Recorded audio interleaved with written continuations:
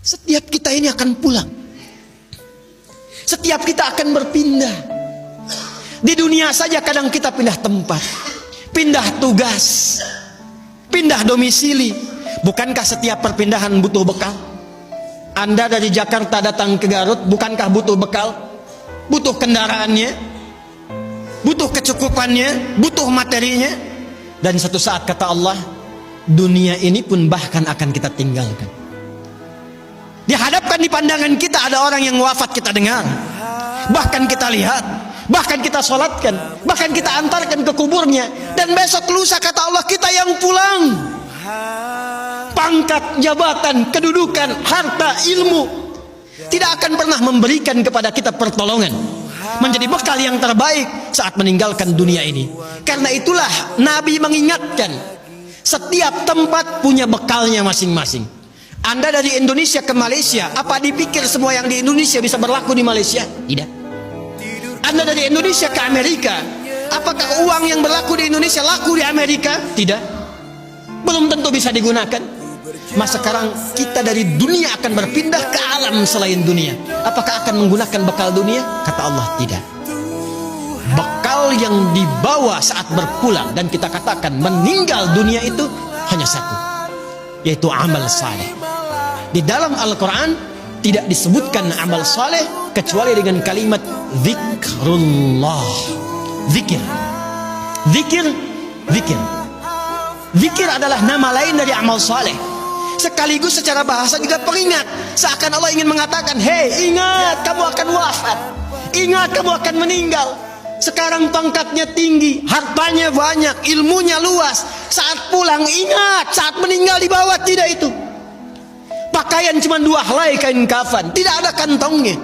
Dibawa ke alam kubur dunia tidak ada yang ikut. Zikir, ingat, eling, ingat kata Allah. Yang hanya bisa dibawa amal saleh. Karena itulah ketika Allah meminta kita menunaikan amal saleh, semua amalnya disebut dengan zikir. Bukankah kita diperintahkan menunaikan salat? Salat dalam Al-Quran disebut dengan zikir. Quran surah ke-20 Taha di ayat ke-14. Innani anallahu la ilaha illa ana fa'budni wa aqimis salata li dzikri. Baca Quran, Quran disebut dengan zikir. Quran surah Al-Hijr di ayat yang ke-9.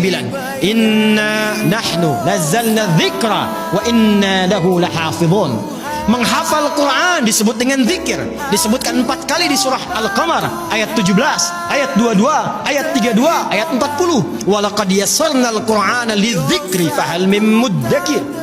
Doa itu amal saleh disebut dengan zikir. Quran surah ke-7 Al-A'raf ayat 205. Udzkur rabbaka fi nafsika tadarruan wa khifatan wa dunal jahri minal qaul. Anda setelah salat mengucapkan subhanallah, alhamdulillah, Allahu akbar, itu zikir. Quran surah ke-4 An-Nisa ayat 103. Fa idza qadaytumus salata fadhkurullah. Maka kata Allah, ingat, kalau sudah sampai akhir pekan itu, yang dihitung jangan cuma dunianya. Berapa ya harta yang dikumpulkan selama kerja ini? Di pasar berapa keuntungan yang diraih? Di kantor berapa omset yang didapatkan? Berapa pangkat yang sudah diletakkan di pundak itu? Berapa ilmu yang sudah diraih? Kata Allah, ingat, saat meninggal apa bekal zikir yang telah kamu siapkan? Bahkan jangan-jangan sampai sekarang pun, puluhan tahun kita hidup, untuk sholat pun belum mampu mengenal, mengetahui, memahami apa yang kita baca dalam sholat kita. Bahkan diberikan usia yang banyak pun, jangankan menghafal Quran, untuk baca pun masih belum punya waktu. Hadirin, anak-anak sekarang, kami katakan kepada Anda, saya membimbing anak-anak penghafal Quran. Ada yang matanya tak mampu melihat, ada yang otaknya lumpuh, usia 3 tahun, 4 tahun, menghafal Quran sampai hafal 30 juz. Dan ketika kami tanyakan kepada mereka, kenapa Anda menghafal Quran? Mereka katakan, untuk menjadi bekal ketika berjumpa dengan Allah subhanahu wa ta'ala. Ada seorang anak matanya buta. Orang katakan buta, kami katakan ditutup matanya oleh Allah supaya tidak memandang maksiat. Dia menghafal Quran, bapaknya menggendong, menaikkan ke motor, diantarkan ke penghafal Quran sampai selesai hafalan Qurannya. Ketika dia pulang ditanya, kalau kami ingin berikan hadiah, apa yang kau harapkan? Kata beliau, saya hanya ingin doa saja. supaya Allah meringankan hisab saya di hari kiamat. Saya ingin katakan, ya Allah, saya mengakui saya banyak berbuat dosa, maka mohon dengan Quran yang telah hamba hafalkan ini, kurangi hukuman kami ya Allah, ringankan hisab kami ya Allah. Anak kecil, matanya buta, belum balik, belum berlaku hisab, menghafal Quran supaya minta hidupnya diringankan di hadapan Allah dari dosa-dosa yang mungkin dilakukan.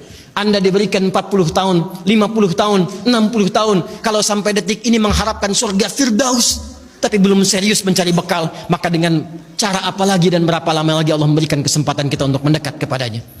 Karena itu insan beriman, bangun kekuatan, bangun silaturahim, jauhi sifat terpecah belah, jauhi polarisasi, satukan cinta di antara kita. Setelah itu tingkatkan ibadah kita, niatkan setiap pekerjaan kita untuk mendapatkan ridha Allah Subhanahu wa taala. Dan setiap tempat yang kita pijak, pakaian yang kita kenakan, kelak semua akan bersaksi di hadapan Allah. Itulah ikhtiar dan ibadah kita yang telah kita lakukan selama berkehidupan.